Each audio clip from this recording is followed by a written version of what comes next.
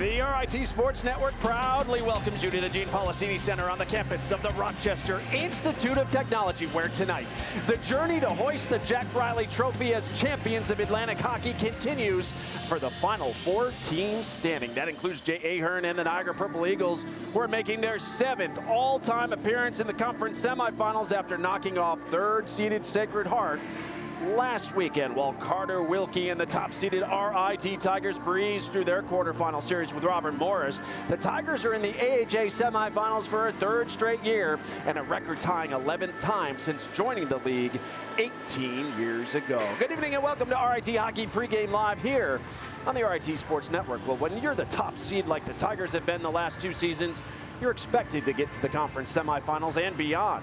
When you're the 7th seed, reaching the semis might be a surprise to some, but not followers of Atlantic hockey. In fact, we've seen it the last 3 seasons now as Mercyhurst, Holy Cross, and now Niagara have all advanced to at least the conference semis as the 7th seed. Let's show you how they got here last weekend. RIT and RMU in the quarterfinals first period. The shot by Grady Hobbs, no. Kevin Scott feeding Simon Isabel, who goes 5-hole. His 8th of the season. Tigers struck first. They were up 1-0. Final seconds of the opening period. Tigers push it. Christian Catalano, the shot. Tyler Fukakusa, the finish with just 4 seconds remaining. A game changer there for RIT. Tigers with a 2-goal lead after 1. Second period, fans barely back in their seats. And off the face-off, it's Christian Catalano with his goal just 57 seconds into the period for Catalano. It's number 9 this season. What a weekend for the freshman line last weekend. 3-0 Tigers. RIT would add insurance right there. Just over 12 minutes to go in the second. Xavier Lapointe fires it. Chad Veltri never saw it. Lapointe scores his 2nd of the season, 3rd of his Tiger career. 4-0 RIT. The Tigers outscored Colonials 12-1 in the 2 games as Jojo Casero finishes things off. With his 16th of the season, RIT advances, tying Mercyhurst for the most semifinal appearances with 11 now. Niagara and Sacred Heart, Purple Eagles took game 1 last Friday, 6-3. Game 2 last Saturday, second period off the turnover. Niagara on the rush. Carter Rancliffe to Jay Ahern, who scores. Purple Eagles took a 2-1 lead on Ahern's 8th of the year. And then less than a minute later, Niagara on the power play. And it's Ahern again, getting his 2nd of the night, 9th of the season. 3-1 Purple Eagles. After 2, third period, Niagara on the power play again, and they would strike again. Jack Richard scoring his 10th of the year. Purple Eagles were rolling up 4-1. Sacred Heart tried everything late, including pulling their goaltender with over 3 minutes to go, but Niagara, they'd added empty netter, and for the 2nd straight season, the Purple Eagles eliminated Sacred Heart in the quarters as they took game 2 by a final of 5-1. So it's RIT and Niagara meeting for just the 3rd time ever in the conference semifinals. Tigers won in overtime in 2012. Niagara won in overtime in 2019. Those are single elimination games. Tonight will mark the 4th meeting between the 2 programs this season. RIT went 1-1 against the Purple Eagles this year, which includes a shootout loss back on February 1st. Now the Tigers went 2 for 12 on the power play in the series. Niagara just 1 for 11 on the man advantage in those 3 games. However, they did score 2 shorthanded goals during that February 1st meeting at Dwyer Arena.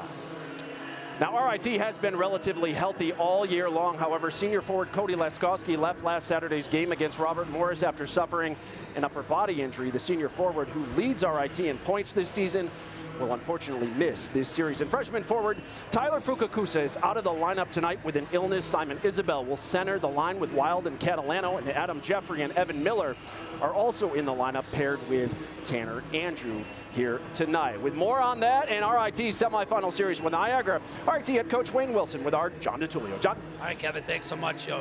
Wayne, Kevin was just talking about you had to reshuffle some things. Not having Cody, let's start with that. He got hurt last week, upper body injury. How does that affect you, not only tonight, but for this series? Yeah, I just think just in general, you lose a real good player in Cody. First shift, actually, last weekend, 2nd game, so upper body injury. And we hope to keep playing so that we can play long enough that he can get back into the lineup, because it's not a long-term thing, but just long enough to obviously affect this series. And we got a flu bug going through our team, so we've got some guys that are able to play. with it, and we've got some others that aren't able to play with the bug. So it's just one of those things. That's where your depth is going to get tested, and we've got guys that we really believe in that are going to step up and fill those holes. Now they've got to play well as well. And now you take on Niagara. Speaking about being tested, 3 games this year. What's your takeaway from those 3 games, and what do you expect not only tonight but for this series? Well, I just think, tough, hard-fought games like all of them were. I like the way we played in all 3 of them. The one that I'd like to have back is we're leading 3-1 in the third, going on a power play, and we give up a couple of shorties our first 2 of the year. So we hadn't given up any shorties. We come back and tie the game and get the point, but it's one that we should have secured 3-1 to 4-1, and we weren't able to do it. But so it's clean slate here for the playoffs here. It's the best of 3 here now, and we'll go from there and see who can advance. Is it still about our identity, what we're about? I know you have a lot of respect for Niagara, but is this more about you guys? I think it's all about us. I think anytime we play, I think it should be that. We've got to do what we do very well in order to have success. We're certainly aware of what they're capable of doing, and we've got to kind of control that as much as we can. But we've got to get to our game as soon as possible, and it starts with the drop of the puck, and we'll go from there. This offense is rolling. What's the key to keep it rolling here starting tonight? I just think moving our feet. I think when we move our feet and we're a 5-man unit, particularly in the offensive zone, if we can get to our offensive sets, that creates a lot of problems for teams. Clean breakouts in our own end, and our discipline. It's got to always be discipline and puck management. Those 2 things, it's always going to be a part of our success. I like your intensity tonight. I feel like semifinals. Unfinished business from last year too, Wayne, with the semis. Yeah. We've got we've got goals here, and they're lofty goals, and but they always have been here for RIT. So, but it's one game at a time. So we're just worried about here tonight. First period, first shift, and go from there. 11th trip to the semifinals. Does it seem it's been a great run? Yeah, no, we've had a lot of success. We've got a great history, but now it's about our team now, the present, and we've got to do the job here tonight. All right, buddy. All the best to you. That's head coach Wayne Wilson here with the RIT Tigers. Kevin, let's send it back to you. All right, thank you so much, Johnny, and congratulations to RIT head coach Wayne Wilson, who is a finalist once again for Atlantic Hockey Coach of the Year. Now, Wilson won the award last season. Bill Riga of Holy Cross and Frank Saratori of Air Force are the other finalists. The league will announce the winner on Tuesday. Meanwhile, RIT's starting goaltender Tommy Scarfoni is a finalist for 2 major conference awards as well. The junior netminder is not only in the running to be the league's goaltender of the year, makes sense, but he joins Carter Wilkie as a finalist for AHA Player of the Year. Scarfoni now 22-8-2 on the season with a 2.23 goals against. For Niagara, Jason Lammers will go at number 31. Jared Fisk, the transfer from AIC, has been solid for the Purple Eagles this season, and he's been even better this postseason. Fisk picked up his 16th win last Saturday over Sacred Heart while making 36 saves. He stopped 110 of the 115 shots he's faced in 3 postseason games. He had a lot of experience with AIC in the postseason as well. Well, still to come on Pregame Live, we'll show you how both Holy Cross and AIC advanced to the conference semifinals in dramatic overtime fashion last weekend. Plus, the rivalry will be renewed here tonight. Coming up, we'll look back at some of the moments that have made RIT Niagara must-see TV. But first, number 6 for RIT is Matthew Wild. The freshman from Mississauga, Ontario, is tied for the team lead with 16 goals this season. He'll join our Kim Coffey live next as our coverage continues here from the Gene Policini Center. It's Game 1 of the Atlantic Hockey semifinals between RIT and Niagara. This is Pregame Live on the RIT Sports Network. Imagine RIT, where students showcase their innovative ideas, projects, performances, and prototypes that push the boundaries of creativity. Our students are shaping the future, from groundbreaking technologies to dynamic art displays. While on campus, inspire your imagination at The Shed, RIT's newest hub for exploration and collaboration. On Saturday, April 27th, join us at Imagine RIT, Creativity and Innovation Festival, where ideas come to life. Explore your passions and challenge the status quo. At Rochester Institute of Technology, we push boundaries, champion creativity and innovation, and move the world forward. RIT RIT's community of problem solvers blend technology, the arts, and design, pursuing theories, breaking barriers, and challenging themselves to achieve more than expected. At RIT, we're always on to something exceptional. We celebrate the athletes, the buzzer beaters, the record breakers, the wins. Now, it's time to celebrate the people behind it all.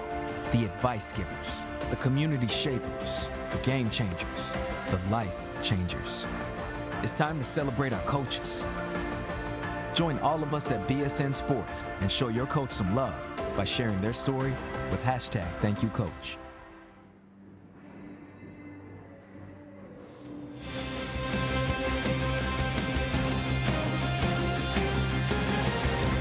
Back here on Pregame Live, a league best 6 RIT players were named to the 2023-24 All-Atlantic Hockey Team on Tuesday, including fifth-year defenseman Jojo Casero, who's also a finalist for the AHA's Defenseman of the Year award. Jojo leads the nation in goals by a defenseman. Hey, Holy Cross and AIC are the other semifinalists in Atlantic hockey. The Crusaders are back in the semis for a second straight season, while the Yellow Jackets are making their third appearance in the last 4 years. Last weekend, let's show you how they got to the semifinals. Holy Cross hosting Canisius in Game 2 of the quarterfinals at the Hart Center. Crusaders trailed 1-0 in the second until Jack Robilotti sends in the wrister, and it gets deflected by a Griffs defender, and it goes in. Crusaders will take it, tying the game at 1. It stayed that way for an awfully long time, going not 1, but 2 overtimes. And after Holy Cross successfully killed off their 6th penalty of the night, Jack Seymour came out of the box and delivered. Just 2:53 into the second overtime to seal it for Holy Cross. Crusaders took Game 2,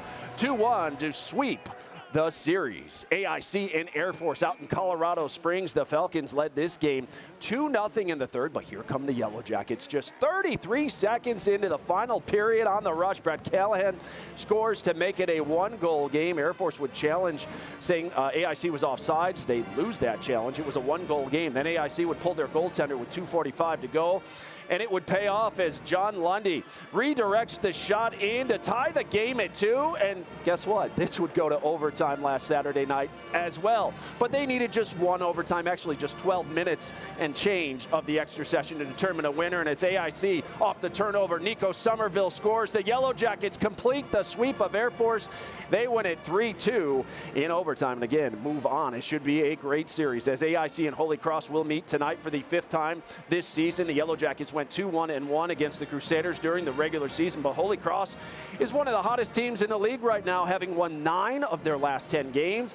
They knocked out AIC in the quarterfinals last year, we all remember, to get to Rochester for the semifinals. Well, the first-year trio of Fukakusa, Wild, and Catalano has been impressive to watch this season. Matthew Wild has scored 7 goals in his last 7 games, and is now tied with Jojo Casero for the team lead with 16. He's fresh off the ice from warm-ups.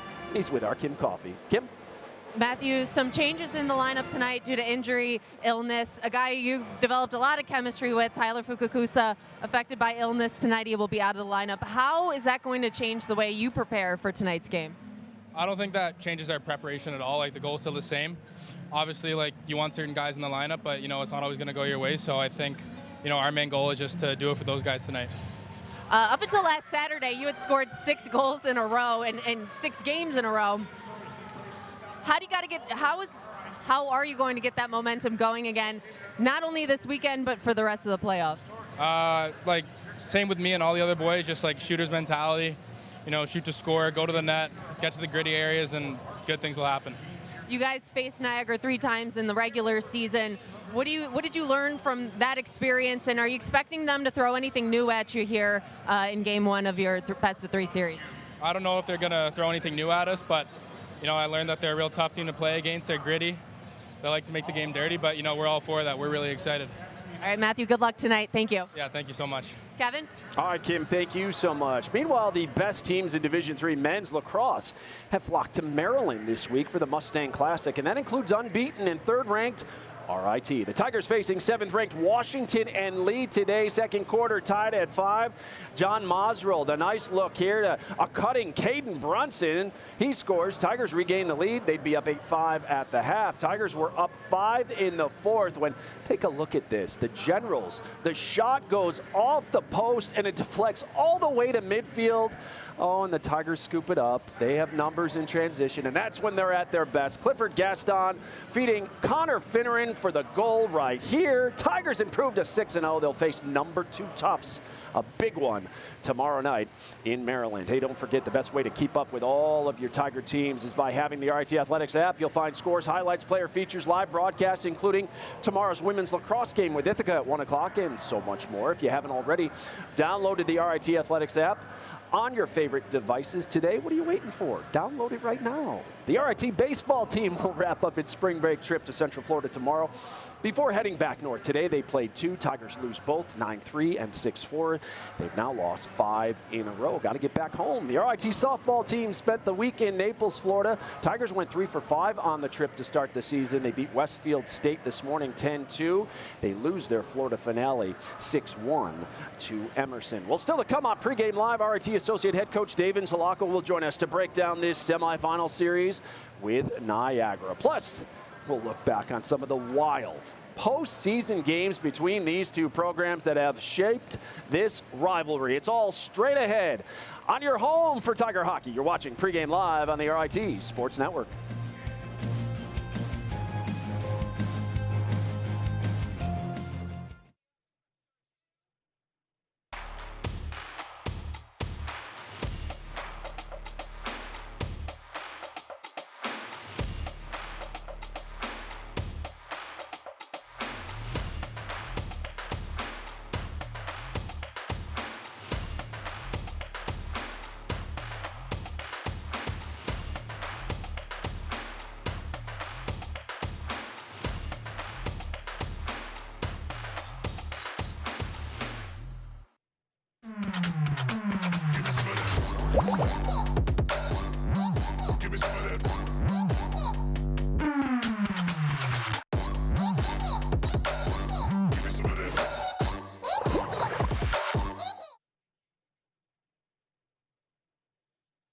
At Rochester Institute of Technology, we champion creativity and innovation, push boundaries, and move the world forward. Join the problem solvers at RIT and achieve more than expected. At RIT, we're always on to something exceptional.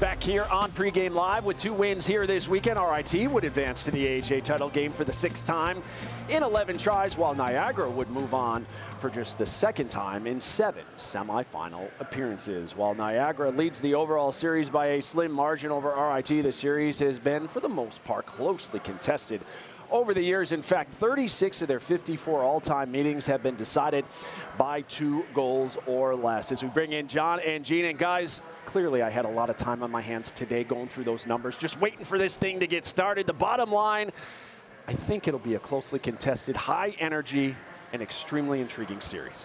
Kevin, I hope it's a blowout for RIT. I don't know about you, but it's like I'm thinking get the brooms are already out. No, this shit, I'm with no, Kevin. it's going to be Kevin, seriously. Look yeah, at the 3 games this season. And in the history, always intense, tightly contested. I expect the same for this weekend. Yeah, as we welcome in the associate head coach of the RIT Tigers, Dave Inzalaco. Dave, appreciate the time. How was practice this week for your team? Really good, really strong. Thought we executed well and had great energy, so excited for tonight's affair. Well, Dave, your depth's been a key all year. It'll be put to the test tonight. You've got a sickness running through the team. You're without Cody. How does it affect your lines tonight? Just some tweaks in our lineup, tweaks on the power play, but we have a great group. We love our depth, so other guys got to step up and pick up the slack for guys that are unavailable this evening. This is the fourth time you've seen Niagara this season. We saw them here at the Policini in February. What do the Purple Eagles bring to this matchup?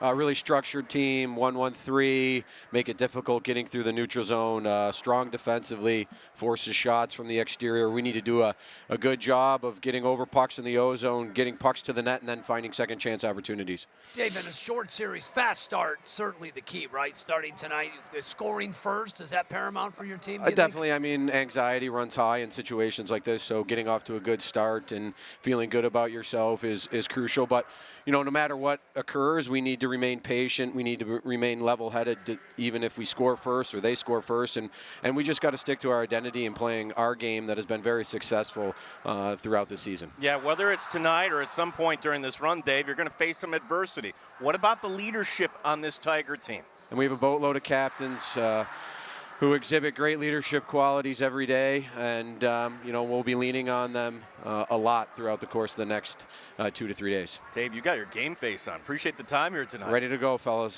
Thanks, Dave. Appreciate it. Dave Insulaco. I love it. Even spending time with Wayne. Wayne's always, he was even more intense tonight. I like it. I like the edge that they have coming into this series. No question. John, I woke up this morning, I'm like, here we go. It was game day. Yeah. It felt, this is playoff hockey. It's back in the semis. It's Niagara. We know it's going to be chippy. We know there's no love lost. There's respect, but no love lost. Should be a lot of fun. Yeah, in Niagara, they earned their spot here as they, for the second time in as many years, getting past Sacred Heart there in the quarterfinals. And it was Carter Rancliffe, our player to watch, having a big weekend. Atlantic Hockey Player of the Week. It's just a banner week. Wayne mentioned his name. He goes, listen, they have 4 really good lines, but number 10 is a player they've got to watch. 6 points in the 2-game sweep over Sacred Heart. Number 10 can play. There's no question about it. He's certainly circled by the coaching staff of the Tigers. Now the Tigers facing a little adversity in terms of guys not in the lineup tonight. As Kevin mentioned earlier, Tyler Fukakusa not in the lineup. That was a little bit of a surprise as the Tigers battling some sort of bug. We knew about Cody Laskowski and the injury. Grady Hobbs, what do you think of him going up that top line? I like the year he's had. Now he goes up and helps out on that top line. His numbers, you look at the numbers this season, 10 goals. He's had a really, really good year. Maybe overshadowed by that young line, that first-year line, the newbies, and, of course, the play of Carter Wilkie and Cody. Number 22 has just been a steady force all year long. Good to see him up on that top line tonight, certainly anchoring it with Cody. Or not with Cody, but with Carter. Yeah, as the Tigers here, it's game 1 of the best of 3. Certainly you love to have tonight, John. What has to happen? When you look at last year, I mean, they lost game 1 last year, won game 2, but we were just talking. They were out of gas, I think, by game 3. So I said, get over that hump, right? There's no question about it. New Year's resolution, I tell you, Niagara, I didn't realize this, since January 1st, they're 11-5-2. Yeah. All right, so you can't overlook where they're seated. And I can tell you this, the Tigers are not. And let me tell you something, 16-0-1 are the Tigers when leading after 20 minutes. So I think scoring first, Dave Insulaco, he knows, and even talked with Wayne this week, we want a fast start. That means we want to score first and put pressure on Niagara. Kevin, there's nothing like playoff hockey, if you're a Tiger fan, buckle up. Oh, it's going to be fun, guys. We're looking forward to the call at the top of the hour. Thanks so much. Since joining Atlantic Hockey in 2006, RIT has had a tremendous run of success. 6 regular season titles, 3 tournament championships, and a winning record against every league team except for 2, Air Force and Niagara. The Tigers went 1-1-1 against the Purple Eagles this season, but this year, just like previous seasons, each matchup seemed to just add to what has been a contentious rivalry. They're not happy with each other. It's not BCBU or Michigan State, Michigan, but RIT Niagara has the characteristics of a pretty good rivalry. Doesn't seem like we like each other a whole lot. There's way more chirping, way more bickering in these games than any other games we play all year. So it's more of just a built-up hatred almost for each other that makes it a rivalry. This rivalry has seen it all, from overtime heroics. Hammaker drop B. Brumega wins it in overtime, and the Tigers storm the ice. To a bizarre ending back in 2020. And Veltri turns it aside. Wait, that's it? Why are they ruling Niagara won the game? It's a best of 3. Niagara is going off the ice. It's the second time Niagara thinks they've won the game. They're going to have to come back out for the RIT Tigers. Can they win it here? Hammaker, bring it wide. Hammaker scores! The Tigers storm the ice! You betcha! Gino, we've been calling RIT hockey now for 12 years. We've never, ever experienced what just happened here in the last 15 to 20 minutes. When it comes to rivalry games, there's obviously going to be some weird ones, and that COVID shootout controversy game was definitely adds to that. But yeah, it's just two good teams going at it. They've been good for 4 years. We've been good for 4 years, and there's definitely no love lost for sure. In the postseason, there's been jubilation for RIT, winning the 2012 AHA semifinals in overtime. But there's been heartbreak, too. Can Niagara steal this? Redeker scores! I don't believe it! 10 seconds remaining, a 3-on-1! The crazy games build the tension, I would say, definitely. When you have those games that, especially where you think you won and then you lose, those hurt, you know, and then especially when the chirping starts and then you can bring all that back up. It definitely adds to all of it. This season, tensions rose to a new level. Following a Niagara shootout victory back on February 1st, the Purple Eagles taunted the RIT fans on hand. Then 2 nights later at the GPC, they did it again to the corner crew. And look at this, they're taunting the corner crew. Oh boy, you do not do that in this arena. They've had our number in that rink a couple times, and they've celebrated in front of our corner crew, and that's something that we take very seriously, and we don't allow them to do or don't want them to do. So and they did it again when we were at home, and then we ended up coming back and beating them. So I just think it's that passion of they want to prove us wrong, and we want to prove them wrong, and obviously we're all battling for a championship. The Tigers are 2-5 all-time in the postseason against Niagara. So how does this group flip the script in the next chapter of this rivalry? I think we just got to trust what we have here. We got a lot of talented guys here that are obviously able to step up. We have players like the freshman line or whatever. Obviously, they're having a really good start to playoffs and stuff like that. So we have our team's all firing on the same cylinders right now, and I think everyone's invested the best we can be. And we all know what's in front of us, and we know what playoff hockey takes now, and we've had a little sniff of it, and we're back not on a week off type thing, so we're ready for that Friday a little better than probably we were this week. But I just think it's the mindset of going in there and knowing that we have to dominate and be the best team out there on the ice in order to come through the series. Oh yeah, some great memories and, well, some not so great memories for Tiger fans. Can't wait to see what this series brings. Hey, we're closing in on Game 1. We'll wrap things up from here next after a quick break. You're watching Pregame Live on the RIT Sports Network.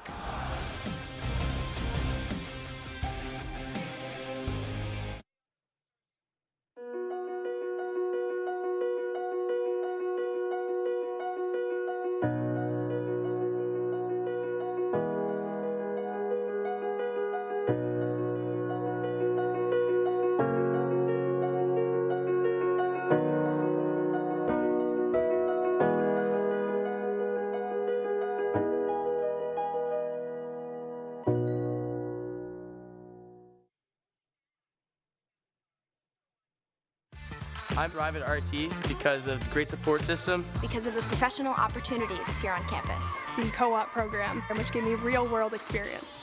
By providing me with the tools to make my dreams a reality.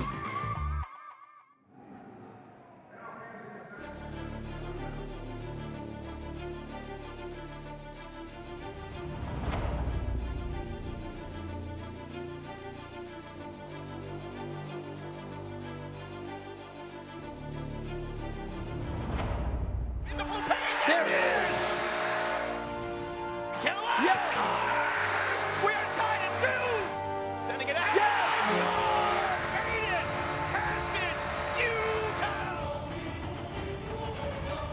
Utah! Oh, RIT Niagara set for the next chapter in this rivalry. We welcome you back here to Pregame Live, getting set for the 55th all-time meeting between these two programs. Hey, Game 2 of this series will be tomorrow night. Our coverage kicks off with Pregame Live at 6:30, followed by face-off between the Tigers and Purple Eagles at 7:05. The entire series can be seen here exclusively on Flow Hockey. Tickets still remain for tomorrow night's Game 2. You can join us at the Policini Center for the Atlantic Hockey semifinals by calling or visiting the box office or anytime online at rittickets.com. And then there were just 4. RIT, Niagara, AIC, and Holy Cross still with hope for skating the Jack Riley Championship Trophy 1 week from tomorrow night. It's on to the next round. Game 1 of the Atlantic Hockey semifinals. RIT and Niagara. Oh, it begins right now.